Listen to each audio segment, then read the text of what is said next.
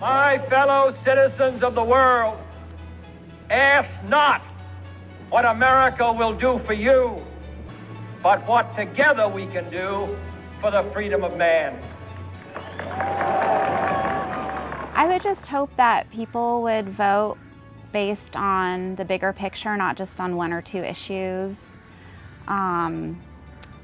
What direction we're going, how this affects our overall population, what our ideals are, and also how we look internationally as well.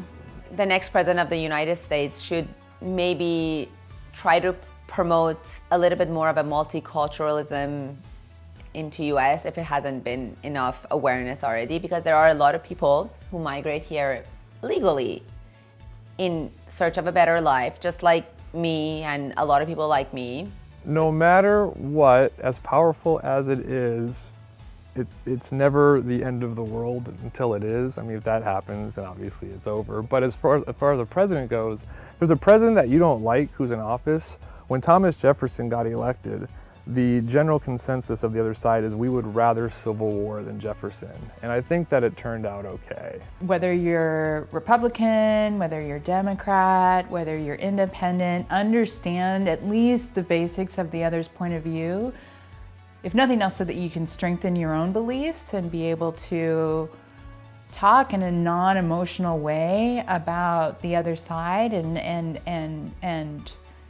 enter into healthy debate.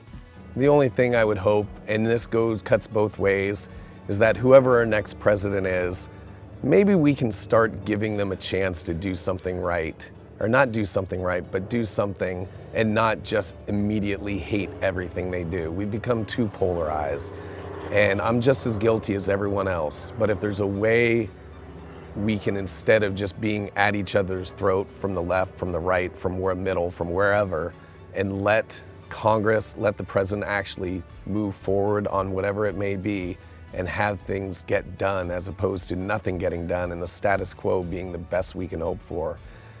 Maybe give it a chance. I think the American people should be less concerned about who the president of the United States is and much more concerned about their local government. I think they should take time to research their votes for their congressmen and senators and mayors and governors and city council people who will certainly impact what happens in their daily lives much more than who the president is or what the president does. Don't put so much at the foot of the president. Understand how our government works. Read a book, go online, but understand the importance of not only the president, but also the congressman that you elect, also the senator that you put in office, the influence of local government. Your vote counts as much as the next person, so that's important to really, use your voice at the polls and go ahead and vote. Secondly, I think as you look at the candidates, not necessarily look at the surface level, but also look at the substance and what their view is of the role of the federal government in your life going forward and how involved you want that to be.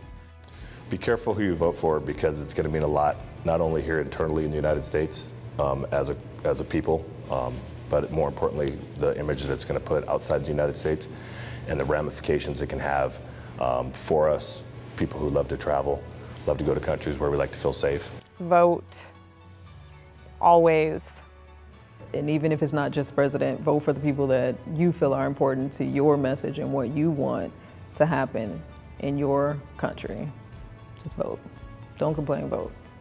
Americans need to vote. Americans need to understand what their vote means. They need to understand what their leaders are doing and why they're doing it.